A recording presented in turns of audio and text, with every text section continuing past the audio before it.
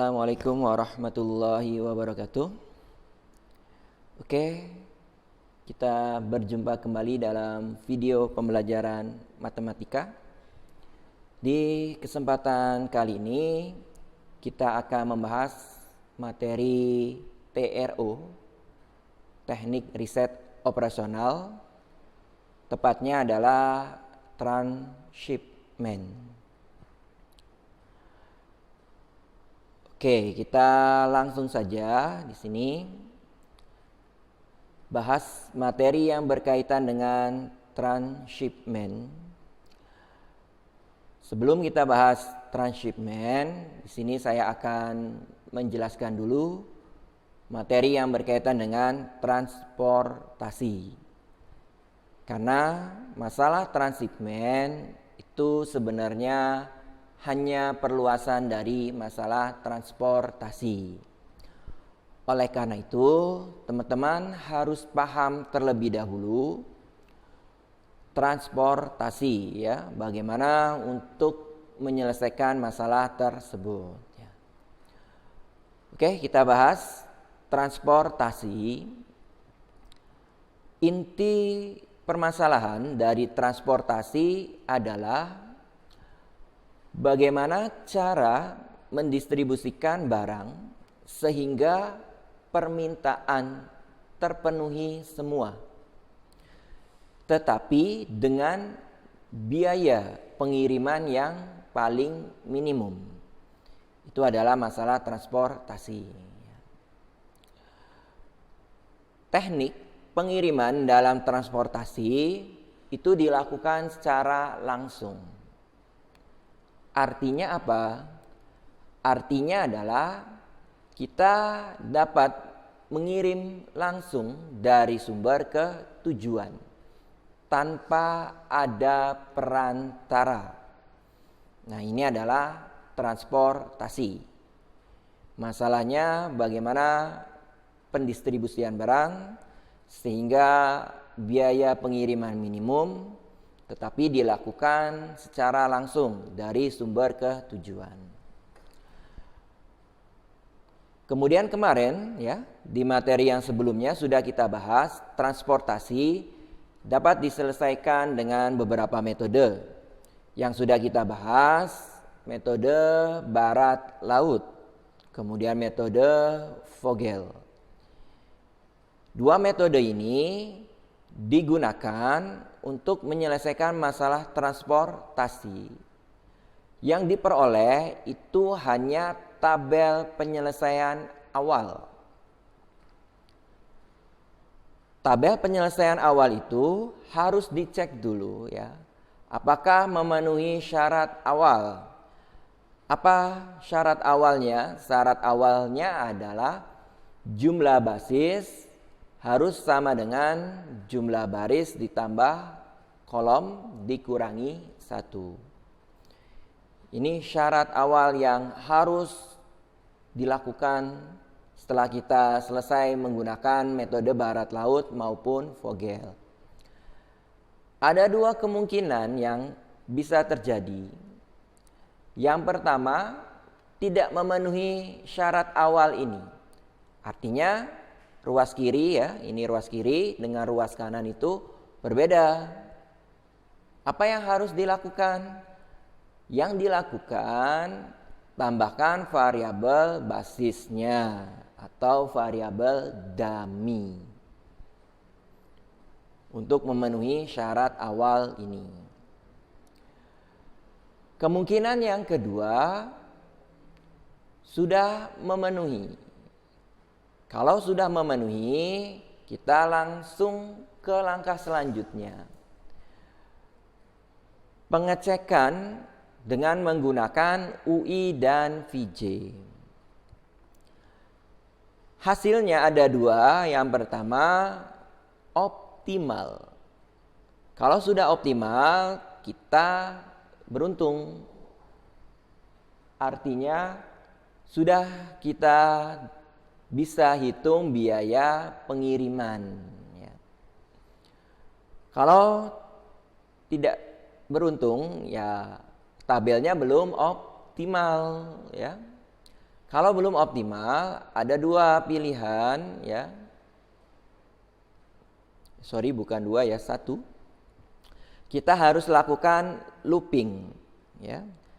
Setelah kita buat loopnya, selanjutnya adalah revisi tabel.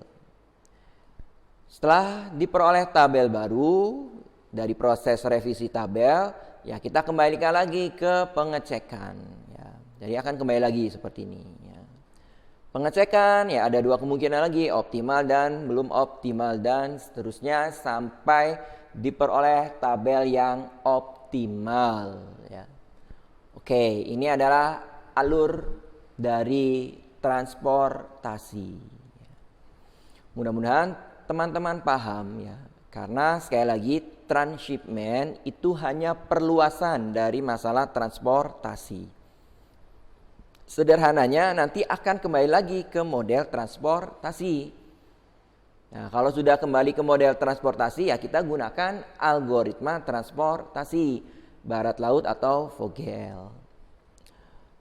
Oke ya, mudah-mudahan cukup jelas dan mudah untuk dipahami. Sekarang kita beralih ke transshipment-nya. Kedudukannya ada di mana transshipment? Nah, ini adalah transshipment. Karena merupakan perluasan dari masalah transportasi, berarti masalahnya masih sama, yaitu pendistribusian barang dengan biaya paling minimum ya. Yang membedakan teknis pengirimannya. Di dalam transshipment, teknis pengirimannya boleh dilakukan langsung maupun melalui perantara. Jadi boleh secara langsung, artinya dari sumber ke tujuan. Boleh juga dilewatkan melalui perantara atau tidak langsung di sini ya. Artinya apa? Melalui perantara. Untuk perantaranya sendiri boleh lebih dari satu ya, 2 boleh, 3 boleh, 4 boleh, 5 boleh, dan seterusnya. Oke, ini adalah transshipment. Inti permasalahannya sama, pendistribusian barang, tetapi teknisnya yang berbeda dengan transportasi. Ini lebih luas ya, karena boleh secara langsung maupun tidak langsung. Nah, bagaimana penyelesaiannya? Penyelesaiannya kita perlu menambahkan langkah transformasi. Artinya kita harus mengubah transshipment ini ke dalam bentuk transportasi. Ya. Namanya transformasi. Kalau sudah ditransportasi, nanti kita kembali lagi menggunakan algoritma transportasi. Boleh barat laut, boleh Vogel. Oke ya, cukup jelas ya.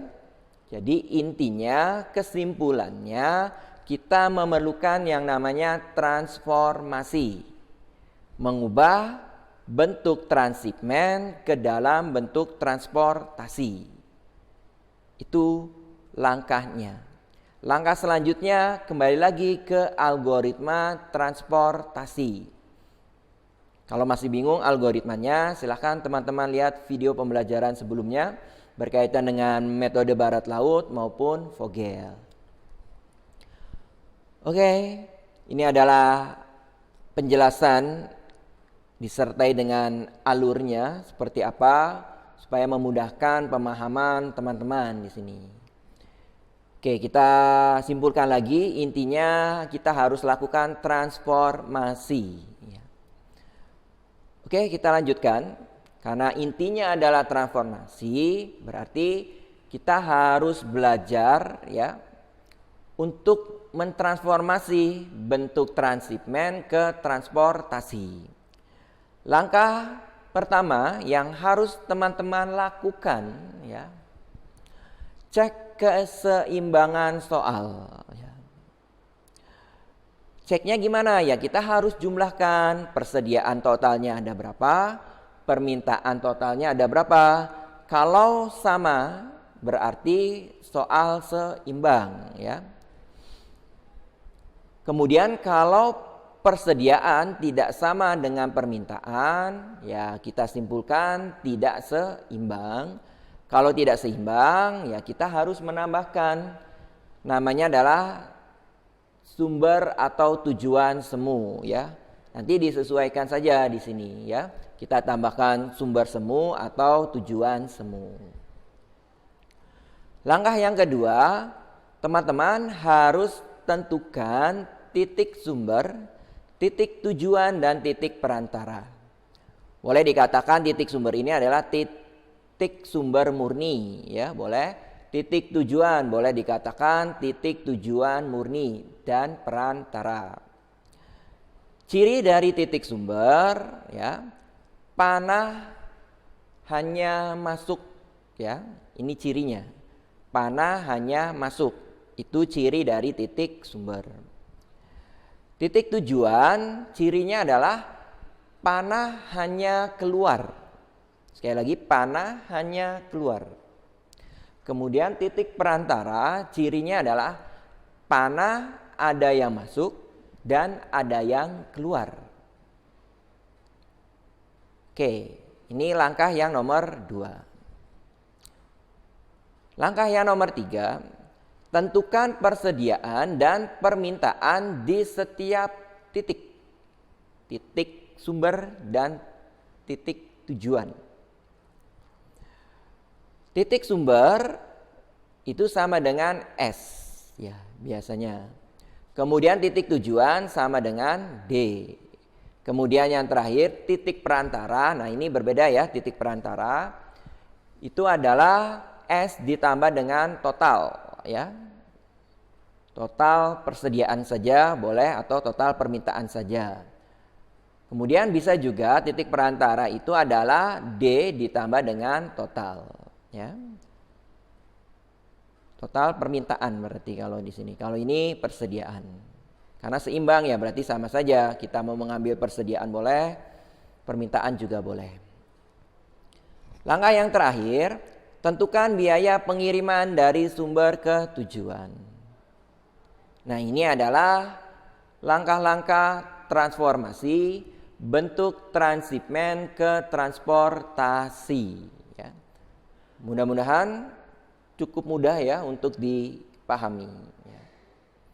Sekarang kita akan langsung penerapannya, bagaimana cara mentransformasi transhipment ke transportasi. Contoh ya, misalkan 10 unit barang ada di Jakarta dan 10 unit barang lainnya di Malang. Hendak dikirim ke Semarang dan Yogyakarta yang masing-masing membutuhkan 10 unit barang. Pengiriman dapat dilakukan secara langsung maupun melalui cabangnya di Surabaya. Biaya pengiriman 1 unit barang dari sumber ke tujuan maupun perantara tampak pada label garis. Titik yang bertanda positif menunjukkan titik sumber dan titik yang bertanda negatif menunjukkan titik tujuan. Jadi di sini narasi soal ini ya jelas termasuk ke dalam masalah transhipment karena teknis pengirimannya boleh secara langsung atau melalui cabang atau melalui perantara. Jelas ini merupakan masalah transhipment. Nah, ini adalah labelnya ya. Berdasarkan keterangan soal di sini, barangnya itu ada di Jakarta berarti plus 10, kemudian ada di Malang plus 10 juga ya. Kemudian titik yang meminta adalah Yogyakarta berarti negatif 10, kemudian Semarang juga minta unit barang negatif 10 ya. Oke, ini adalah situasi soalnya. Kita akan selesaikan masalah ini melalui transhipment, kemudian transformasi ke transportasi, baru diselesaikan. Kita langsung saja akan transformasi. Nah, ini adalah label garisnya. Teman-teman ingat ya, langkah pertama transformasi itu adalah cek keseimbangan soal. Ya, kita harus cek di sini ya. Persediaan barang 10 di Jakarta, 10 di Malang. Totalnya adalah 20. Permintaan barang 10 di Semarang, 10 di Yogyakarta. Totalnya 20. Kesimpulannya adalah soal seimbang. Artinya tidak perlu ditambahkan tujuan semu atau sumber semu, ya. Selesai langkah 1 dilakukan. Ya. Langkah kedua, kita harus menentukan titik sumber, ya. Kemudian titik tujuan, titik perantara. Titik sumber, cirinya sudah dibahas tadi, panah keluar. Nah, kita lihat, perhatikan dalam label garis ini, mana titik yang hanya memiliki panah keluar. Ternyata hanya Jakarta. Berarti titik sumber itu hanya Jakarta di sini, ya. Kemudian tujuan murni, sudah kita bahas, cirinya adalah panah masuk. Perhatikan label garis ini, mana yang hanya memiliki panah masuk. Ya, betul sekali, jawabannya adalah titik 5, yaitu Semarang. Kemudian titik berikutnya, kita harus tentukan titik perantara. Titik perantara cirinya adalah ada panah keluar dan masuk. Berarti yang mana? Titik 2 Yogyakarta, titik 3 Surabaya, dan titik 4 Malang. Nah, ini adalah perantara, ya. Oke. Cukup jelas ya, teman-teman, ya. Ini adalah langkah yang kedua, menentukan titik sumber, tujuan, dan perantara. Sudah kita lakukan. Nah, sekarang kita akan buat tabel transportasi. Di dalam tabel transportasi itu hanya ada 2 keterangan, yaitu sumber dan tujuan. Sedangkan model transhipment itu ada 3, sumber, tujuan, dan perantara. Berarti di sini perlu sedikit modifikasi. Modifikasinya, nah ini. Sumber adalah gabungan sumber murni dan perantara. Berarti hasilnya adalah Jakarta, Yogyakarta, Surabaya, dan Malang. Itu adalah sumber, ya. Kemudian tujuan, ya. Gabungan tujuan murni dan perantara. Tujuan murni adalah Semarang, perantaranya Jogja, Surabaya, Malang. Kita gabungkan, kemudian kita sebut sebagai tujuan, ya. Berarti Jogja, Surabaya, Malang, dan Semarang. Oke, selesai langkah yang nomor 2, ya. Kita sudah berhasil membuat transformasi untuk sumber dan tujuan. Oke, kita buat tabelnya, ya. Sumber terdiri dari murni dan perantara. Tadi diperoleh Jakarta, Jogja, Surabaya, Malang. Gabungan dari sumber murni dengan sumber murni dan perantara. Kemudian tujuan terdiri dari tujuan murni dan perantara. Hasilnya adalah Jogja, Surabaya, Malang, dan Semarang. Gabungan dari tujuan murni dan perantara. Oke, kemudian kita harus buat di sini persediaan sumber murni dan perantara. Jadi kita bedakan ya, di sini ada yang murni dan perantara. Persediaan murni artinya adalah titik tersebut benar-benar memiliki persediaan barang. Cirinya kalau di dalam label itu adalah plus. Nah, yang ada plus, yang ada persediaan unit barangnya ada di 2 titik, yaitu Jakarta dan Malang. Ya, berarti diberi sesuai dengan unit barang yang ada di titik tersebut. Jakarta berapa? 10. Malang juga 10. Ya, titik yang lainnya gimana?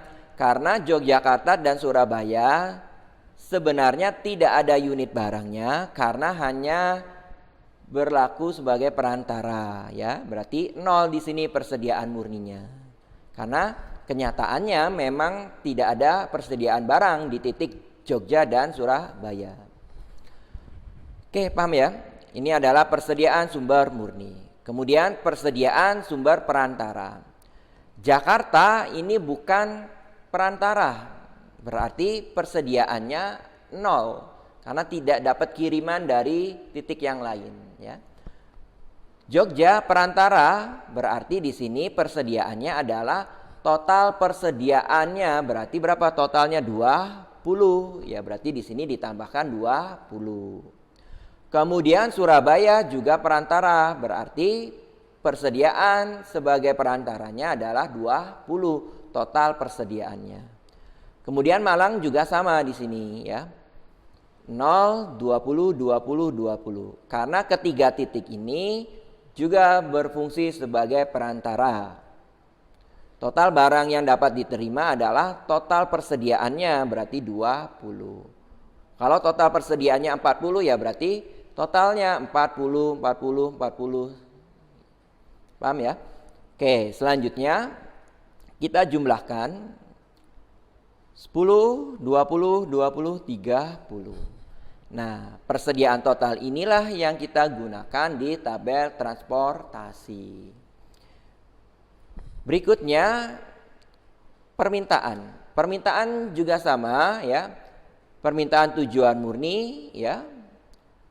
Artinya adalah titik yang benar-benar meminta unit barang. Atau kalau kita lihat dari label garis yang negatif, ya, berarti Jogja dan Semarang. Di Jogja 10, Semarang juga 10. Titik yang lain bagaimana? 0, ya. Kemudian permintaan perantara berarti permintaan sebagai fungsi perantara. Yogyakarta merupakan perantara, berarti total dari permintaannya berapa? 20 totalnya, ya berarti di sini juga 20. Surabaya berfungsi sebagai perantara juga berarti 20. Malang juga perantara 20. Semarang, nah Semarang ini bukan perantara, ya. Makanya permintaan perantaranya adalah 0. Oke ya, cukup jelas ya. Oke, kita lanjutkan. Tinggal kita jumlahkan permintaan total 30, 20, 20 dan 10. Permintaan total inilah yang kita gunakan di dalam tabel transportasi. Oke, ini menentukan titik persediaan dan permintaan. Artinya langkah yang ketiga. Kita lanjutkan ke langkah yang terakhir dari transformasi, yaitu menentukan biaya. Ada 3 cara untuk menentukan biaya. Yang pertama, label garis. Jika ada garis secara langsung, kita tulis biayanya sesuai dengan label di garis tersebut, ya. Contoh, garis secara langsung itu adalah dari 1 ke 2, ya, Jakarta ke Yogyakarta. Ini ada garis secara langsung. Kemudian labelnya juga ada, yaitu 2. Kalau garis yang tidak langsung itu contohnya dari Jakarta ke Malang. Nah, ini tidak ada garis secara langsung, harus melalui titik yang lain, ya. Kemudian teman-teman juga harus perhatikan arah tanda panah, ya. Karena ini termasuk graf terarah. Panah dari Jakarta ke Yogyakarta berbeda dengan Yogyakarta ke Jakarta, yaitu berbeda, ya. Paham ya di sini? Arahnya itu diperhatikan. Jadi pengirimannya itu hanya ada dari Jakarta menuju ke Jogja. Tidak ada dari Jogja ke Jakarta. Nah, karena tidak ada garisnya di sini. Cara yang kedua, 0 jika mengirim ke dirinya sendiri, ya, itu biaya pengirimannya ya 0 di sini. Kemudian yang ketiga, M jika tidak ada garis secara langsung. M di sini menandakan bilangan positif yang sangat besar. Kalau teman-teman bingung dengan M, boleh diganti M-nya dengan 1000, 100, ya, 10.000 dan seterusnya. Boleh diganti dengan bilangan yang sangat besar. Oke, sekarang kita akan tentukan biaya pengiriman. Kita mulai dari Jakarta dulu. Jakarta ke Yogyakarta. Kita lihat dari label garisnya, Jakarta ke Yogyakarta ada tanda panahnya juga sesuai. Ada garis secara langsung. Yang kita tuliskan label garisnya berarti di sini biayanya adalah 2. Letakkan di kiri atas. Kemudian Surabaya, ya, Jakarta Surabaya ada garis secara langsung, tanda panahnya juga sesuai. Label garisnya adalah 4. Ya, berarti di sini 4. Kemudian Jakarta Malang. Jakarta Malang tidak ada garis secara langsung, ya. Berarti apa ini? M atau 100 atau 1000. Misalkan kita saja M di sini, ya. Kemudian Jakarta Semarang. Ternyata ada label garis secara langsung. Labelnya adalah 3. Kemudian yang lainnya mengikuti di sini, ya. Contoh nih. Yogyakarta ke Yogyakarta, ya. Artinya mengirim ke dirinya sendiri. Jogja ngirim ke Jogja, ya, ke dirinya sendiri berarti 0, ya. Kemudian Jogja ke Surabaya. Jogja ke Surabaya tidak ada secara langsung, ya. Yang ada Surabaya ke Jogja. Karena tidak ada garis secara langsung, maka biayanya adalah M dan seterusnya. Paham ya? Oke, kita selesai menentukan biaya setiap titiknya.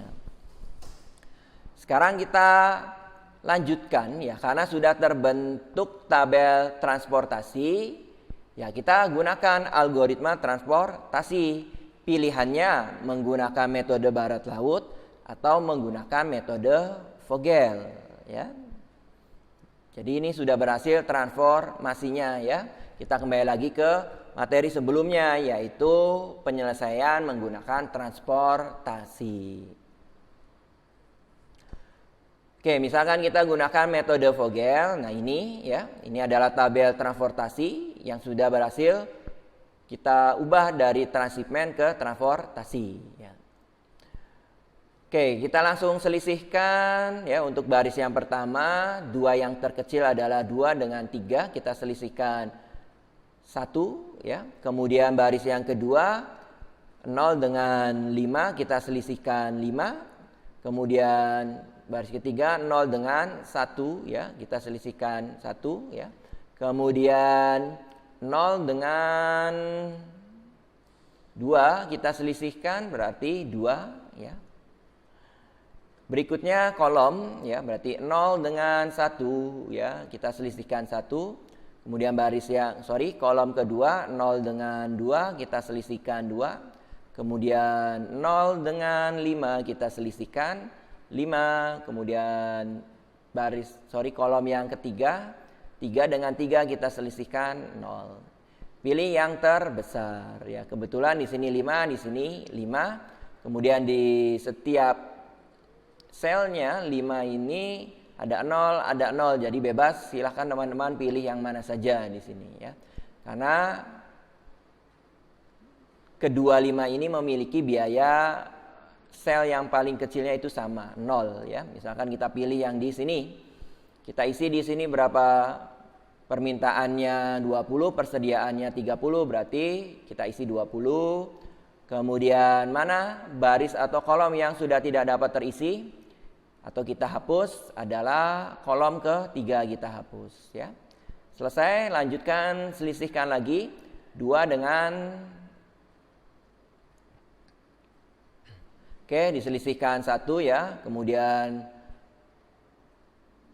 M dikurangi 0 berarti M, ya. Kemudian 0 1 berarti dikurangi 1. Kemudian di sini 2 dengan 6 4, ya. Kemudian kolom Di sini 0 dengan 1 ya, sorry di sini 1. Kemudian 1 ya. Kemudian di sini 0 dengan 2 ya. 2. Kemudian di sini sudah dihapus strip. Kemudian di sini 3 dengan 3 berarti tetap 0 ya. Oke, mana yang paling besar? Yang paling besar adalah M ya. Karena M ini adalah bilangan positif yang sangat besar ya. Kita pilih M. Kemudian pilih sel dengan biaya yang paling kecil berarti 0 ya. Permintaan 30, persediaan 20 berarti kita isi 20 ya. Mana baris atau sel yang harus dihapus? Baris atau kolom yang dihapus. Karena persediaannya sudah habis berarti yang dihapus adalah baris ya. Lakukan hal yang lagi. Selisihkan 2 dengan 3 berarti 1, kemudian ini sudah dihapus strip, kemudian kolom berikutnya 0 dengan 1, kemudian 2 dengan 6, 4, kemudian ke bawah kolom 1 dengan 2, 1, kemudian 0 dengan 2, 2, kemudian sudah dihapus strip, kemudian di sini 3 dengan 3, tetap 0 ya, Mana yang paling besar adalah 4 ya. Isi di sel yang biaya paling kecil 2. Isi berapa? Permintaan 20, persediaannya sisa 10 berarti 10. Baris atau kolom yang sudah terhapus harus dihapus adalah baris ya. Kita selisihkan lagi. Baris 1 strip, kemudian di sini 0 dengan 1 kita selisihkan 1. Kemudian strip karena sudah dihapus.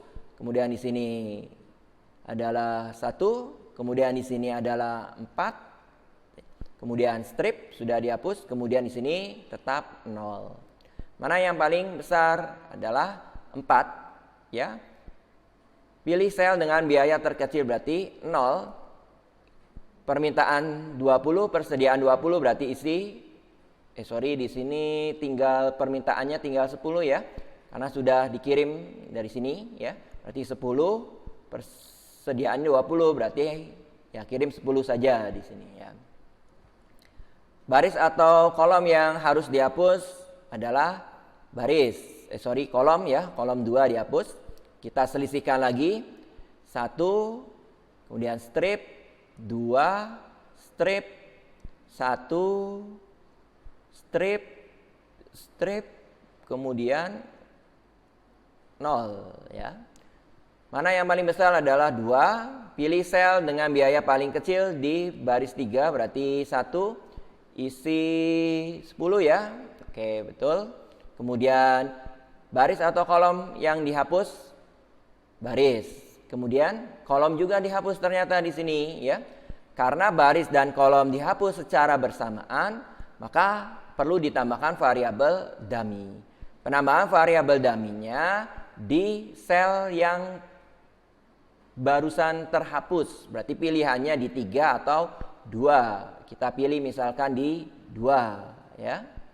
Kita lanjutkan, tinggal sisa 1 sel, diisi berapa? Isi 10 ya. Oke, selesai. Metode Vogel kita peroleh tabel penyelesaian awal ya. Tabelnya seperti ini. Setelah itu ya kita harus cek dulu apakah memenuhi syarat awal. Jumlah basisnya berapa? Kita hitung 1, 2, 3, 4, 5, 6, 7. Berarti jumlah basisnya 7. Kemudian jumlah barisnya 4. Jumlah kolomnya juga 4 dikurangi 1 sama dengan 7. Ternyata sama di sini, sel basis 7 dan baris tambah kolom dikurangi 1-nya juga 7, maka tidak perlu penambahan sel dummy ya. Artinya apa? Kita lanjutkan ke tahap berikutnya yaitu pengecekan dengan menggunakan UI dan VJ. Kita lakukan ya, uji optimalitas UI dan VJ. Tentukan 0 di UI atau VJ. Caranya pilih baris atau kolom yang memiliki basis paling banyak. Ternyata yang paling banyak adalah kolom 1. Jumlah basisnya ada 3, 1, 2, 3. Berarti di sini 0. Kemudian dari 0 ini bisa kita isi UI di sini 2, kemudian 0, kemudian 1 ya. Kemudian kita isi yang di mana nih? Di sini dulu ya, dari 0 dikurangi 1 berarti min 1. Kemudian di sini 3 dikurangi 2 berarti 1. Selanjutnya kita isi di sini ya. 2 dikurangi negatif 1 berarti 3. Baru diisi yang terakhir di sini 0 dikurangi 3 negatif 3. Oke, sudah lengkap UI dan VJ, tinggal kita hitung CIJ dikurangi UI dikurangi VJ. Di sini 4 dikurangi 2 dikurangi negatif 1. Ternyata 3. Kemudian di sini M dikurangi 2 dikurangi negatif 1, berarti M plus 1. Kemudian di sini M dikurangi 0 dikurangi negatif 1, berarti M plus 1 ya. Kemudian di sini 5 dikurangi 0 dikurangi negatif 3 berarti 8. Kemudian M dikurangi 0 dikurangi 1, M min 1. M dikurangi 1 dikurangi negatif 3 berarti M plus 2. M dikurangi 1 dikurangi 1, 3 dikurangi 1 dikurangi 1, 1 ya. M dikurangi 3 dikurangi 0, M min 3. Kemudian di sini 6 dikurangi 3 dikurangi 1, 2 di sini ya. Kita lihat hasil CIJ dikurangi UI dikurangi VJ-nya semuanya positif. M plus 1, kalau M-nya 100 berarti 101. Ini 101, ini 99, 102, 97, semuanya positif. Dapat kita simpulkan tabel optimal ya. Sehingga bisa langsung kita hitung biaya pengirimannya. Biaya pengirimannya. Nah, seperti ini tabel yang tadi kita pindahkan ya. Oke, kita hapus dulu ya yang mengirim ke dirinya sendiri. Berarti Jogja ke Jogja. Nah, ini dihapus ya, karena mengirim ke dirinya sendiri dihapus. Kemudian Surabaya ke Surabaya juga dihapus. Kemudian Malang ke Malang juga dihapus ya, karena mengirim ke dirinya sendiri. Kemudian yang unit barangnya 0. Berarti yang di sini ya, dari Jakarta ke Jogja ini 0 ya, karena dummy juga dihapus ya. Berarti sisa ya Jakarta mengirim ke Semarang ya. Di sini Jakarta ke Semarang 10 unit ya. Kemudian Malang ke Surabaya mengirim 10 unit. Kemudian dari Surabaya dilanjutkan mengirim ke Yogyakarta 10 unit ya. Nah, alurnya seperti ini. Malang mengirim ke Surabaya 10 unit, kemudian dilanjutkan dari Surabaya ke Yogyakarta 10 unit ya. Artinya semua permintaan terpenuhi, tinggal kita hitung, dikalikan saja. Ya, 10 kali 3, kemudian 10 kali 2, kemudian ditambah 10 kali 1, diperoleh 60. Oke, ini adalah proses penyelesaian masalah transshipment ya, dengan menggunakan metode Vogel.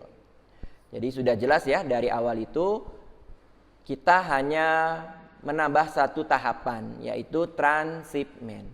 Mengubah dari transshipment ke transportasi. Sudah menjadi model transportasi, lakukan dengan algoritma transportasi. Menggunakan metode barat laut boleh, metode Vogel juga boleh. Oke, mudah-mudahan penjelasan ini bermanfaat ya, mudah dipahami. Saya akhiri, wassalamualaikum warahmatullahi wabarakatuh.